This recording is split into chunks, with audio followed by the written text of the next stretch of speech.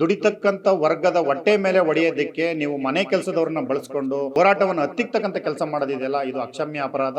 15% ticket ದರವನ್ನು ಹೆಚ್ಚಳ ಮಾಡಿದ್ರು ಸಹ 12.5% ಸಂಬಳವನ್ನ ಯಾವ ಮಾನದಂಡದ ಆಧಾರದ ಮೇಲೆ ಹೆಚ್ಚಳವನ್ನ ಮಾಡಿದಿರ? 1,10,000 ಜನ ಕಾರ್ಮಿಕರಿದ್ದಾರೆ. ಇಂಥ ವರ್ಗಕ್ಕೆ ಚುನಾವಣೆ ಒಂದೇ ಇದಕ್ಕೆ ಎಲ್ಲ ಹೇಳಿತಕ್ಕಂಥದಕ್ಕೆ ಮಾರ್ಗ. ನಾವು ಇನ್ನು 2 ವರ್ಷ ಕಾಯ್ತಕ್ಕಂಥ ಸಂದರ್ಭವನ್ನು ಯಾವುದೇ ಕಾರಣಕ್ಕೂ ಇಟ್ಕೊಳ್ಳೋದಕ್ಕೆ ಸಾಧ್ಯ ಇಲ್ಲ. 15%ಕ್ಕಿಂತ ಹೆಚ್ಚು ವೇತನ ಹೆಚ್ಚಳವನ್ನು ಮಾಡುವುದರ ಮುಖಾಂತರವಾಗಿ ದುಡಿತಕ್ಕಂತ ವರ್ಗದ ಪರವಾಗಿ ಈ ಸರ್ಕಾರ ಇದೆ ಅಂತಕ್ಕಂಥ ನೀವು ಸಣ್ಣ ಆಗ್ಬೇಕಲ್ವಾ? ಅದು ಒಂದು ಉತ್ತಮ ಆಹಾರದಿಂದ ಸಣ್ಣ ಆಗ್ಬೇಕಲ್ವಾ? ಪ್ರತಿದಿನ ನಮ್ಮ ಜೀನಿ ಸ್ಲಿಮ್ ನ ಯೂಸ್ ಮಾಡಿ ಯಾವುದೇ ಸೈಡ್ ಎಫೆಕ್ಟ್ ಇಲ್ದಂಗೆ ನೀವು ಸಣ್ಣ ಆಗ್ತೀರಾ.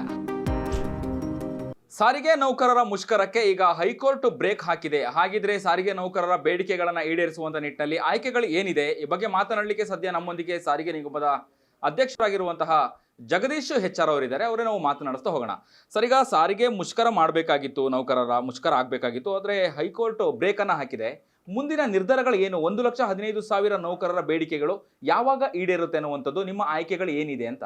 ಸರ್, ಒಂದು ಕಡೆ ಕಾನೂನಿನ ಮುಖಾಂತರವಾಗಿ ಬ್ರೇಕ್ ಆಗ್ತಕ್ಕಂಥ ಕೆಲಸವನ್ನು ಸರ್ಕಾರನೇ ಮಾಡಿದೆ ಅಂತಕ್ಕಂಥದ್ದನ್ನು ನಾವು ನೇರವಾಗಿ ಹೇಳೋದಕ್ಕೆ ಇಷ್ಟಪಡ್ತೀನಿ. ಮತ್ತು ಎರಡನೇ ವಿಚಾರ ಏನಿದೆ ಸರ್, ನಾವು ಕಾನೂನಿನ ಹೋರಾಟಕ್ಕೆ ಬೆಲೆ ಕೊಟ್ಟು ಹಿಂದೆ ಸರಿದಿದ್ದೀವಿ. ಎರಡನೇ ವಿಚಾರವಾಗಿ ಹೋರಾಟದಿಂದ ಹಿಂದೆ ಸರಿದಿಲ್ಲ.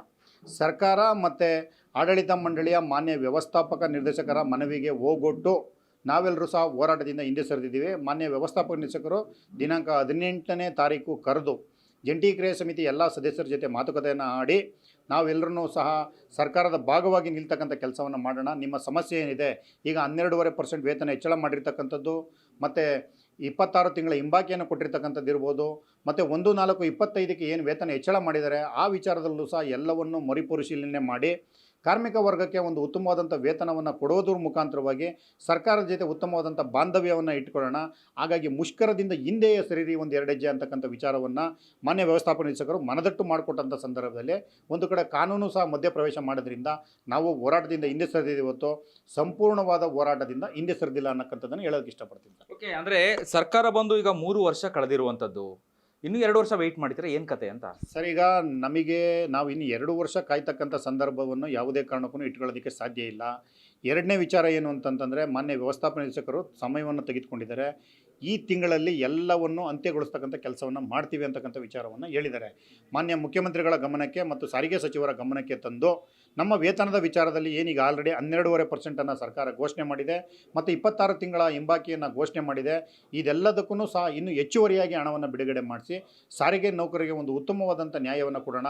ಮತ್ತು 14 ವರ್ಷಗಳಾಗಿದೆ, ಬಾಟ ಭತ್ಯೆ ಮತ್ತು ಇಂಕ್ರಿಮೆಂಟ್ ದರಗಳು ಹೆಚ್ಚಳ ಆಗಿಲ್ಲ ಅಂತಕ್ಕಂಥ ವಿಚಾರವನ್ನು ಮಾನ್ಯ ವ್ಯವಸ್ಥಾಪಕ ನಿರ್ದೇಶಕರ ಬಳಿ ಕೇಳ್ಕೊಂಡಂಥ ಸಂದರ್ಭದಲ್ಲಿ ಅವೆಲ್ಲದಕ್ಕೂ ಸಹ ಸರ್ಕಾರದ ಬಳಿ ಹೇಳಿ ಹಣವನ್ನು ಬಿಡುಗಡೆ ಮಾಡಿಸ್ಕೊಂಡು ಎಲ್ಲವನ್ನು ಹೆಚ್ಚಳವನ್ನು ಮಾಡಿ ಸಾರಿಗೆ ನೌಕರರ ವರ್ಗಕ್ಕೆ ನ್ಯಾಯವನ್ನು ಕೊಡಿಸೋಣ ಅಂತಕ್ಕಂಥ ವಿಚಾರವನ್ನು ಮಾನ್ಯ ವ್ಯವಸ್ಥಾಪಕ ನಿರ್ದೇಶಕರು ಸರ್ಕಾರದ ಪರವಾಗಿ ನಮ್ಮ ಮುಂದೆ ನಿವೇದನೆಯನ್ನು ಮಾಡಿದ್ದಕ್ಕೋಸ್ಕರ ನಾವು ಮುಷ್ಕರದಿಂದ ಹಿಂದೆ ಸರಿದಿದ್ದೀವಿ. ಈಗಲೂ ಸಹ ಸರ್ಕಾರ ಮತ್ತು ಆಡಳಿತ ಮಂಡಳಿಯ ಭರವಸೆಯೊಂದಿಗೆ ಹೋರಾಟವನ್ನು ಹಿಂದೆ ಸರಿದಿದ್ದೀವಿ. ಮತ್ತು ಹೋರಾಟದ ದಾರಿಯನ್ನು ಸಾರಿಗೆ ನೌಕರರು ಹೋಗಬಾರ್ದು ಅಂತಂದರೆ ಸರ್ಕಾರ ತಕ್ಷಣದಿಂದಲೇ ಏನು ಈ ತಿಂಗಳಲ್ಲೇ ವೇತನದ ಹೆಚ್ಚಳ, ವೇತನದ ಹಿಂಬಾಕಿ ಮತ್ತು ಇಂಕ್ರಿಮೆಂಟ್ ಸ್ಲಾಬ್ ಇರ್ಬೋದು, ಬಯಟ ಭತ್ಯೆಗಳಿರ್ಬೋದು, ಮತ್ತು ಏನು ಸ್ಟಿಚಿಂಗ್ ಬಿಲ್ ಇರ್ತಕ್ಕಂಥದ್ದು ಇವೆಲ್ಲವನ್ನು ಬದಲಾವಣೆ ಮಾಡಬೇಕು ಅಂತಕ್ಕಂಥದ್ದನ್ನು ನಾನು ನಿಮ್ಮ ವಾಹಿನಿ ಮುಖಾಂತರ ಒತ್ತಾಯ ಮಾಡ್ತೀನಿ ಸರ್. ಓಕೆ, ಅಂದರೆ ಆಗಸ್ಟ್ 5, 2025 ಕೂಡ ನೀವು ಮುಷ್ಕರನ ಮಾಡ್ತೀರಿ, ಎಸ್ಮಾ ಜಾರಿ ಆಗುತ್ತೆ. ಅದಾದ ನಂತರದಲ್ಲಿ ಸರ್ಕಾರದೊಂದಿಗೆ ಕಂಟಿನ್ಯೂಸ್ ಆಗಿ ನೀವು ಒಂದಷ್ಟು ಸಂಪರ್ಕಗಳನ್ನು ಇಟ್ಕೊಂಡಿರ್ತೀರಿ, ಸಭೆಗಳನ್ನು ಮಾಡುವಂಥದ್ದು ಅಥವಾ ನಿಮ್ಮ ಬೇಡಿಕೆಗಳನ್ನು ಈಡೇರಿಸುವ ನಿಟ್ಟಿನಲ್ಲಿ ಸಭೆ ಸಂಭ್ರಮ ಎಲ್ಲದೂ ಕೂಡ ಆಗುತ್ತೆ. ಏಕಾಏಕಿಯಾಗಿ ನೀವು ಮುಷ್ಕರ ಮಾಡಬೇಕು ಅಂತೇಳಿ ತೀರ್ಮಾನ ತೆಗೆದುಕೊಂಡಿಲ್ಲ. ಆದರೆ PIL ಅರ್ಜಿ ಹಾಕಿರೋದ್ರ ಬಗ್ಗೆ ಏನಾದರೂ ನಿಮ್ಗೆ ಅನುಮಾನ ಇದೆಯಾ? ಸರಿಗ ಪದೇ ನಮಗೆ ಒಂದು ಕಡೆ ನಗು ಬರ್ತೈತೆ. ಮನೆ ಕೆಲಸ ಮಾಡ್ತಕ್ಕಂಥವ್ರು ನಮಗೆ ಬಸ್ ತೊಂದರೆ ಆಗುತ್ತೆ ಅಂತೇಳಿ ಕಾನೂನು ಇಲಾಖೆಗೆ ಹೋಗಿ ಸುಮಾರು 20,000-25,000 ರೂಪಾಯಿಗಳನ್ನ ಖರ್ಚು ಮಾಡಿ PLI ಹಾಕುತ್ತೆ ಅಂತಂದರೆ ಇದು ಯಾವ ಥರದಲ್ಲಿ ನಾವು ನಂಬಬೇಕು ಅಂತಕ್ಕಂಥದ್ದನ್ನು ದಯಮಾಡಿ ಸರ್ಕಾರದ ಅಭಿಯೋಜಕರು ಯೋಚನೆ ಮಾಡಬೇಕಾಗತ್ತೆ. ಸ್ವಾಮಿ, ದುಡಿತಕ್ಕಂಥ ವರ್ಗದ ಹೊಟ್ಟೆ ಮೇಲೆ ಹೊಡೆಯೋದಕ್ಕೆ ನೀವು ಮನೆ ಕೆಲಸದವ್ರನ್ನ ಬಳಸ್ಕೊಂಡು ಹೋರಾಟವನ್ನು ಹತ್ತಿಕ್ಕತಕ್ಕಂಥ ಕೆಲಸ ಮಾಡೋದಿದೆಯಲ್ಲ, ಇದು ಅಕ್ಷಮ್ಯ ಅಪರಾಧ. ದಯಮಾಡಿ ಇನ್ನು ಮುಂದೆ ಆದವರು ಇಂಥ ನಾಟಿಕೆ ಬೆಳವಣಿಗೆಗಳನ್ನ ನಿಲ್ಲಿಸಿ ಕಾನೂನಿನ ಇತಿಮಿತಿ ಒಳಗಡೆ ನಾವು 21 ದಿನಗಳ ಕಾಲ ಮುಂಚಿತವಾಗಿ ಹೋರಾಟಕ್ಕೆ ಕರೆ ಕೊಟ್ಟು ಹೋರಾಟಕ್ಕೆ ಹೋದಂಥ ಸಂದರ್ಭದಲ್ಲಿ ನೀವು ಮನೆ ಕೆಲಸದವ್ರನ್ನ ಮತ್ತು ನಿಮ್ಮದೇ ವಿಧಾನಸಭಾ ಕ್ಷೇತ್ರದ ಅಲ್ಲಿರ್ತಕ್ಕಂಥ ಮತದಾರರನ್ನ ಬಳಸ್ಕೊಂಡು ಹೋರಾಟವನ್ನು ಹತ್ತಿಕ್ಕತಕ್ಕಂಥ ಕೆಲಸಕ್ಕೆ ಯಾರು ಕೈ ಹಾಕ್ತಾ ಇದ್ದಾರೆ ದಯಮಾಡಿ ಅವರೆಲ್ಲ ನಾನು ಮನವಿ ಮಾಡ್ತೀನಿ. ನಾವು ದುಡಿತಕ್ಕಂಥ ವರ್ಗ ಕಮ್ಮಿ ಸಂಬಳಕ್ಕೆ ಕೆಲಸ ಮಾಡ್ತಾ ಇದ್ದೀವಿ, ನಮ್ಮಗಡೆ ಕೊಟ್ಟಿರ್ತಕ್ಕಂಥ ವೇತನ ಸರಿ ಇಲ್ಲ ಅಂತಕ್ಕಂಥದ್ದನ್ನು ವಿಚಾರವನ್ನು ಇಟ್ಕೊಂಡು ಹೋರಾಟ ಮಾಡ್ತಾಯಿದ್ದೀವಿ ಹೊರತು ನಮಗೇನೋ ವಿಧಾನಸೌಧ ಬರ್ಕೊಡಿ, ಕಬ್ಬನ್ ಪಾರ್ಕ್ ಬರ್ಕೊಡಿ, ಇಲ್ಲ ಸರ್ಕಾರದಲ್ಲಿ ಬರ್ತಕ್ಕಂಥದ್ರಲ್ಲಿ ಪಾಲ್ ಕೊಡಿ ಅಂತಕ್ಕಂಥ ವಿಚಾರವನ್ನು ಇಟ್ಕೊಂಡು ಯಾರೂ ಸಹ ಸಾರಿಗೆ ನೌಕರರು ಹೋರಾಟಕ್ಕೆ ಹೋಗಿಲ್ಲ. ಹಾಗಾಗಿ ಮತ್ತೊಮ್ಮೆ ನಾನು ರಾಜ್ಯದ ಮುಖ್ಯಮಂತ್ರಿಗಳಲ್ಲಿ, ಸಾರಿಗೆ ಮಂತ್ರಿಗಳಲ್ಲಿ ಮನವಿ ಮಾಡ್ತಾ ಇದ್ದೀವಿ. ಹಿಂದೆ BJP ಸರ್ಕಾರ ಕರೋನಾ ಇದ್ದಂಥ ಸಂದರ್ಭದಲ್ಲಿ 15% ವೇತನ ಹೆಚ್ಚಳವನ್ನು ಮಾಡಿದೆ. ಇವತ್ತು ಶಕ್ತಿ ಯೋಜನೆ ಅಂತ ಯೋಜನೆಯನ್ನು ಇಟ್ಕೊಂಡು ಸಾರಿಗೆ ಸಂಸ್ಥೆಯಲ್ಲಿ ಬರ್ತಕ್ಕಂಥ ಆದಾಯನೂ ಸಹ ದ್ವಿಗುಣವಾಗಿದೆ. ಬರ್ತಕ್ಕಂಥ ಆದಾಯದಲ್ಲಿ 2 ಪಟ್ಟು ಜಾಸ್ತಿ ಆಗಿದ್ರೂ ಸಹ 12.5% ವೇತನವನ್ನು ಹೆಚ್ಚಳ ಮಾಡ್ತೀರಾ, ಮತ್ತು 1/4/25 16 ತಿಂಗಳುಗಳ ಕಾಲ ದಿನಾಂಕವನ್ನು ಮುಂದೂಡ್ತೀರಾ ಅಂತಂದರೆ ಇದಕ್ಕಿಂತ ನಾಚಿಕೆಗೇಡಿನ ಸಂಗತಿ ಮತ್ತೊಂದಿಲ್ಲ. ಯಾಕೆಂದರೆ ನೀವು ದುಡಿತಕ್ಕಂಥ ವರ್ಗದ ಹೆಸರನ್ನು ಹೇಳ್ಕೊಂಡು ಸಾರ್ವಜನಿಕ 15% ಟಿಕೆಟ್ ದರವನ್ನು ಹೆಚ್ಚಳ ಮಾಡಿದ್ರೂ ಸಹ 12.5% ಸಂಬಳವನ್ನು ಯಾವ ಮಾನದಂಡದ ಆಧಾರದ ಮೇಲೆ ಹೆಚ್ಚಳವನ್ನು ಮಾಡಿದ್ದೀರಾ ಅಂತಕ್ಕಂಥದ್ದನ್ನು ನಾನು ಸರ್ಕಾರವನ್ನು ನೇರವಾಗಿ ಪ್ರಶ್ನೆ ಮಾಡ್ತಾ ಇದ್ದೀನಿ. ನೀವು ಬಂದಂಥ ಸಂದರ್ಭದಲ್ಲಿ ನಿಮ್ಮ ಸಂಬಳವನ್ನು 90-100% ಹೆಚ್ಚಳ ಮಾಡ್ಕೊಂಡ್ರಿ. ನಾವು ದುಡಿತಕ್ಕಂಥ ವರ್ಗ ದಿನ ಬೆಳಗ್ಗೆ ಹಸುವಿನಿಂದ ಒದ್ದಾಡ್ತಾ ಇದ್ದೀವಿ. ಒಂದು ಕಡೆ ಮಕ್ಕಳು ಸ್ಕೂಲ್ ಫೀಸ್ ಕಟ್ಟೋಕ್ಕಾಗ್ತಾಯಿಲ್ಲ, ಮತ್ತು ಅಂತರ್ನಿಗಮ ವರ್ಗಾವಣೆಗಳಾಗಿದೆ. ಒಂದು ಕಡೆ ಹೋಗಿ ಅಲ್ಲೂ ಸಹ ಜೀವನವನ್ನು ಕಟ್ಕೊಳ್ಳೋಕ್ಕಾಗ್ತಾಯಿಲ್ಲ. 2-3 ವರ್ಷದಿಂದ ಅಂತರ್ನಿಗಮ ವರ್ಗಾವಣೆಗಳು ಮಾಡ್ದಲೆ ನೀವು 2% 3% ಅಂತರ್ನಿಗಮ ವರ್ಗಾವಣೆಯನ್ನು ಸಹ ಮುಗಿಸ್ತೀರಾ. ಒಂದು ಕಡೆ ವರ್ಗ ಏನು ದುಡಿತಕ್ಕಂಥ ವರ್ಗ ಅಂತರ್ನಿಗಮ ವರ್ಗಾವಣೆಯಲ್ಲಿ ಒಂದು 3% ಜಾಸ್ತಿ ಮಾಡಿ ಕೊಟ್ಟಿದ್ರೆ ಅದು ಸಹ ಉಪಯುಕ್ತವಾಗ್ತಿತ್ತು, ಅದನ್ನು ಸಹ ಮಾಡಲಿಲ್ಲ.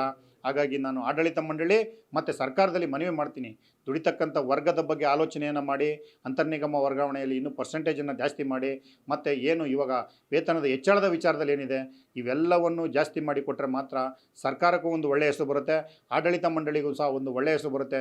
ದುಡಿತಕ್ಕಂಥ ವರ್ಗ ಸರ್ಕಾರದ ಬಗ್ಗೆ ಒಳ್ಳೆಯ ಅಭಿಪ್ರಾಯವನ್ನು ಹೊಂದೋದಕ್ಕೆ ಸಾಧ್ಯವಾಗುತ್ತೆ. ಇಲ್ಲದಿದ್ದರೆ ಮತ್ತೆ ಸಹ ನಾವು ಹೋರಾಟದ ಹಾದಿಯನ್ನು ಹಿಡಿಬೇಕಾಗುತ್ತೆ ಅಂತಕ್ಕಂಥದ್ದನ್ನು ನಾನು ನಿಮ್ಮ ವಾಹಿನಿ ಮುಖಾಂತರ ಹೇಳೋದಕ್ಕೆ ಇಷ್ಟಪಡ್ತೀನಿ ಸರ್. ಓಕೆ, ಕೋರ್ಟಲ್ಲಿ PIL ಅರ್ಜಿ ಹಾಕಿರುವಂಥದ್ದು ಸಾರಿಗೆ ನೌಕರರಿಗೆ ಪ್ಲಸ್ಸಾ ಮೈನಸ್ ಅನ್ನುವಂಥದ್ದು? ಸರ್, ಒಂದು ಕಡೆ ಪ್ಲಸ್ಸು ಆಗುತ್ತೆ, ಒಂದು ಕಡೆ ಮೈನಸ್ಸು ಆಗುತ್ತೆ. ಯಾಕೆ ಅಂತಂತಂದರೆ ಇನ್ನೇನು ಸಾರಿಗೆ ನೌಕರರ ಹೋರಾಟ ಶುರುವಾಗುತ್ತೆ ಅಂತಕ್ಕಂಥ ಸಂದರ್ಭದಲ್ಲಿ ಪದೇ ಈಗ ಆಗಸ್ಟ್ 5ನೇ ತಾರೀಕು ಸಹ ಹೋರಾಟವನ್ನು ಮಾಡಿದ್ದು. ಅವತ್ತೂ ಸಹ ಇದೇ ರೀತಿ PIL ಆಗ್ತಕ್ಕಂಥ ಕೆಲಸವನ್ನು ಮಾಡಿ ಹೋರಾಟವನ್ನು ಹತ್ತಿಕ್ಕತಕ್ಕಂಥ ಕೆಲಸವನ್ನು ಮಾಡಿದರು. ಈಗಿನೂ ಸಹ ಅದೇ ದಾರಿಯನ್ನು ನಡೆದಿದ್ದಾರೆ. ನಮಗೆ ಒಂದೇ ಒಂದು ಪ್ರಶ್ನೆ ಕಾಡ್ತಾ ಇರ್ತಕ್ಕಂಥದ್ದು, ನಾವು ಸರ್ಕಾರದವನ್ನು ಭಾಗವಾಗಿ ಮುಷ್ಕರವನ್ನು ಮಾಡೇ ಕಣ್ತರಿಸಬೇಕು ಅಂತಕ್ಕಂಥ ಪ್ರಯತ್ನದಲ್ಲೇನು ಇರಲಿಲ್ಲ. ಆದರೆ ಸರ್ಕಾರ ತೆಗೆದುಕೊಂಡಿರ್ತಕ್ಕಂಥ ನಾವು 29/4ಕ್ಕೆ ಮುಷ್ಕರದ ನೋಟಿಸನ್ನು ಕೊಟ್ಟರೆ ಮಧ್ಯಭಾಗದಲ್ಲಿ 12.5% ವೇತನವನ್ನು ಹೆಚ್ಚಳ ಮಾಡಿದ್ದೀವಿ ಅಂತೇಳಿ ಏಕಾಏಕಿ ಇವರೇ ಘೋಷಣೆ ಮಾಡ್ತಾರೆ. ಸಾರಿಗೆ ಸಂಘಟನೆಗಳ ಜೊತೆ ಕೂತು ಚರ್ಚೆ ಮಾಡಲ್ಲ. ಹೀಗಾಗಿ ಒಂದು ಕಡೆ ಪ್ಲಸ್ಸು ಮತ್ತು ಮೈನಸ್ ಎರಡೂ ಸಹ ಆಗಿದೆ ಅಂತಕ್ಕಂಥದ್ದನ್ನು ನಾನು ಹೇಳೋದಕ್ಕೆ ಇಷ್ಟಪಡ್ತಾ ಇದ್ದೀನಿ. ಸರ್ಕಾರ ಮತ್ತೊಮ್ಮೆ ಮರುಪರಿಶೀಲನೆ ಮಾಡಿ, ಇವತ್ತೇನು ಕೋರ್ಟ್ ಆದೇಶವನ್ನು ಮಾಡಿದೆ, ಅವ್ರಿಗೆ ಯಾವ ರೀತಿಯಲ್ಲಿ ವೇತನವನ್ನು ಹೆಚ್ಚಳ ಮಾಡಬೇಕಾಗಿದೆ ಅವೆಲ್ಲವನ್ನು ಮಾಡಿ ನಮ್ಮ ಗಮನಕ್ಕೆ ತರಬೇಕು ಅಂತಕ್ಕಂಥದ್ದನ್ನು ಹೇಳಿದೆ. ಅದನ್ನು ಸಹ ನಾವು ಕೋರ್ಟ್ ಆದೇಶವನ್ನು ಸ್ವಾಗತ ಮಾಡ್ತೀವಿ. ಒಂದು ಕಡೆ ಸರ್ಕಾರಕ್ಕೂ ಸಹ ಮನವಿ ಮಾಡ್ತಾ ಇದ್ದೀವಿ, ಅತ್ಯಂತ ದಯನೀಯ ಸ್ಥಿತಿಗೆ ನಮ್ಮನ್ನು ತೆಗೆದುಕೊಂಡು ಹೋಗಬೇಡಿ. 15%ಕ್ಕಿಂತ ಹೆಚ್ಚು ವೇತನ ಹೆಚ್ಚಳವನ್ನು ಮಾಡುವುದರ ಮುಖಾಂತರವಾಗಿ ದುಡಿತಕ್ಕಂಥ ವರ್ಗದ ಪರವಾಗಿ ಈ ಸರ್ಕಾರ ಇದೆ ಅಂತಕ್ಕಂಥದ್ದನ್ನು ಸನ್ಮಾನ್ಯ ಸಾರಿಗೆ ಸಚಿವರು, ಮಾನ್ಯ ಮುಖ್ಯಮಂತ್ರಿಗಳು ರುಜುವಾತು ಪಡಿಸಬೇಕು ಅಂತಕ್ಕಂಥದ್ದನ್ನು ಮನವಿ ಮಾಡ್ತಾ ಇದ್ದೀನಿ ಸರ್ ನಾನು. ಓಕೆ, ಇವತ್ತು ನೀವು ಸಭೆಯನ್ನು ಮಾಡಿದ್ರಿ. ಸಾರಿಗೆ ನೌಕರರ ಬೇಡಿಕೆಗಳು ಈಡೇರಿಸುವಂಥ ನಿಟ್ಟಿನಲ್ಲಿ ಏನು ಸಾರಿಗೆ ನಿಗಮಗಳಾಗಿರ್ಬೋದು, ಜಂಟಿ ಕ್ರಿಯಾ ಸಮಿತಿ ಆಗಿರ್ಬೋದು, ಅಥವಾ ಒಟ್ಟಾರೆಯಾಗಿ ಈ ಒಂದು ಸಾರಿಗೆ ಒಕ್ಕೂಟ ಎಷ್ಟು ಒಗ್ಗಟ್ಟು ಪ್ರದರ್ಶನ ಮಾಡುತ್ತೆ ಅನ್ನುವಂಥದ್ದು? ಸರ್, ಈಗ ನಾವು ಸರ್ಕಾರನೂ ಮನವಿ ಮಾಡಿದ್ದೀವಿ ಮತ್ತು ಮಾನ್ಯ ವ್ಯವಸ್ಥಾಪನಾ ನಿರ್ದೇಶಕರಲ್ಲೂ ಮನವಿ ಮಾಡಿದ್ದೀವಿ. ಹಲವಾರು ಸಂಘಟನೆಗಳು ಈ ಸಾರಿಗೆ ನೌಕರರಲ್ಲಿ ಇದೆ, ಸಂಘಟನೆಗಳು ಸಾರಿಗೆ ಸಂಸ್ಥೆ ಒಳಗಡೆ ಇದೆ. 90ರ ದಶಕದಲ್ಲಿ ಚುನಾವಣೆ ಆಗಿರ್ತಕ್ಕಂಥದ್ದು, ಅದಾದ ಮೇಲೆ ಚುನಾವಣೆಗಳಾಗಿಲ್ಲ. ದಯಮಾಡಿ ಚುನಾವಣೆಯನ್ನು ನಡೆಸಿ ಯಾವುದು ಸಂಘಟನೆ ಆಯ್ಕೆ ಆಗುತ್ತೆ ಅವರ ಜೊತೆ ಕೂತು ಮಾತಾಡಿದ್ರೆ ಇವೆಲ್ಲ ಸಮಸ್ಯೆಗಳಿಗೂ ಸಹ ತೆರೆ ಎಳಿತಕ್ಕಂಥ ಕೆಲಸವನ್ನು ಮಾಡ್ಬೋದು.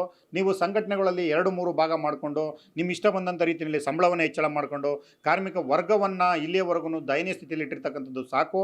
ಇನ್ನು ಮುಂದೆ ಪ್ರಜಾಪ್ರಭುತ್ವದ ಅಡಿಯಲ್ಲಿ ಯಾವ ರೀತಿ 5 ವರ್ಷಕ್ಕೊಂದ್ಸಲ ನಿಮ್ಮದೇ ಚುನಾವಣೆಯನ್ನು ಆಯ್ಕೆ ಮಾಡಿ ಸರ್ಕಾರಗಳು ಆಯ್ಕೆಯಾಗಿ ಬರುತ್ತೆ, ಅದೇ ರೀತಿ ಸಂಘಟನೆಗಳನ್ನು ಆಯ್ಕೆ ಮಾಡಿ 1,10,000 ಜನ ಕಾರ್ಮಿಕರಿದ್ದಾರೆ, ದುಡಿತಕ್ಕಂಥ ವರ್ಗ ಇದೆ. ಇಂಥ ವರ್ಗಕ್ಕೆ ಕನಿಷ್ಠ ನೀವು ಚುನಾವಣೆ ಮುಖಾಂತರವಾಗಿ ಸಂಘಟನೆಗಳ ಆಯ್ಕೆಯನ್ನು ಮಾಡಿದ್ರೆ ಕೇಳೋದಕ್ಕೂ ಮತ್ತು ನಮ್ಮಲ್ಲಿ ಏನಿದೆ ನಮ್ಮಲ್ಲಿರ್ತಕ್ಕಂಥ ಹಕ್ಕನ್ನು ಪಡ್ಕೊಳ್ಳೋದಕ್ಕೆ ಒಂದು ರೀತಿ ಸಂವಿಧಾನಿಕವಾದಂಥ ಹಕ್ಕು ಸಿಗುತ್ತೆ.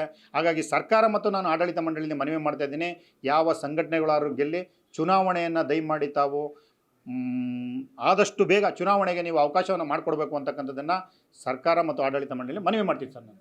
ಓಕೆ, ಕೊನೆಯದಾಗಿ ಸಾರಿಗೆ ನೌಕರರಿಗೆ ನೀವು ಈ ಮೂಲಕ ಏನು ಧೈರ್ಯವನ್ನು ಕೊಡ್ತಾರೆ? ಯಾಕಂದರೆ ಒಂದು ಕಡೆ ನಿಮ್ಮ ಹೋರಾಟ, ಇನ್ನೊಂದು ಕಡೆ ಸರ್ಕಾರದ ಕುಂಟು ನೆಪಗಳು ಹೇಳುವಂಥದ್ದು, ಮೊಂಡುತನ ತೋರಿಸ್ತಾ ಇದೆ ಅಂತೇಳಿ ಅನಿಸ್ತಾ ಇದೆ. ನೀವು ಏನು ಅವರಿಗೆ ಧೈರ್ಯವನ್ನು ತುಂಬ್ತೀರಾ ಸಾರಿಗೆ ನೌಕರರಿಗೆ ಅಂತ? ಸಾರಿಗೆ ನೌಕರರಿಗೆ ಸರ್, ನಾನು ನಿಮ್ಮ ವಾಹಿನಿ ಮುಖಾಂತರವಾಗಿ ಒಂದು ಹೇಳೋದಕ್ಕೆ ಇಷ್ಟಪಡ್ತೀನಿ. ಸರ್ಕಾರ ಏಕಾಏಕಿಗೆ 12% ದರ ಹೆಚ್ಚಳ ವೇತನವನ್ನು ಹೆಚ್ಚಳ ಮಾಡಿದ್ರಿಂದ ನಾವೆಲ್ಲರೂ ಸಹ ಮುಷ್ಕರದ ಹಾದಿಯನ್ನು ಹಿಡಿದಂಥ ಸಂದರ್ಭದಲ್ಲಿ 12.5% ವೇತನವನ್ನು ಹೆಚ್ಚಳ ಮಾಡಿದೆ. ಮತ್ತೊಮ್ಮೆ ಮರುಪರಿಶೀಲನೆ ಮಾಡಬೇಕು. ಮರುಪರಿಶೀಲನೆ ಮಾಡಿ BJP ಸರ್ಕಾರ ಇದ್ದಂಥ ಸಂದರ್ಭದಲ್ಲಿ 15% ಕೊಟ್ಟಿದೆ.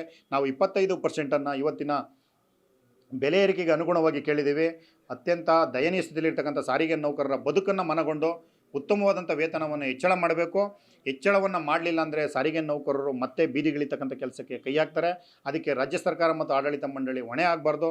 ದಯಮಾಡಿ ಮತ್ತೊಮ್ಮೆ ಮಾನ್ಯ ವ್ಯವಸ್ಥಾಪಕ ನಿರ್ದೇಶಕರು ಮತ್ತು ಸಾರಿಗೆ ಸಚಿವರು ಕಾರ್ಮಿಕರನ್ನು ತಮ್ಮ ಸೌದ್ಯೋಗಗಳನ್ನು ತಿಳಿದುಕೊಂಡು ಮತ್ತೊಮ್ಮೆ ಮರುಪರಿಶೀಲನೆ ಮಾಡಿ ಉತ್ತಮವಾದಂಥ ವೇತನವನ್ನು ಹೆಚ್ಚಳ ಮಾಡಿಕೊಟ್ರೆ ಸರ್ಕಾರಕ್ಕೂ ಸಹ ಒಳ್ಳೆಯ ಹೆಸರು ಬರುತ್ತೆ.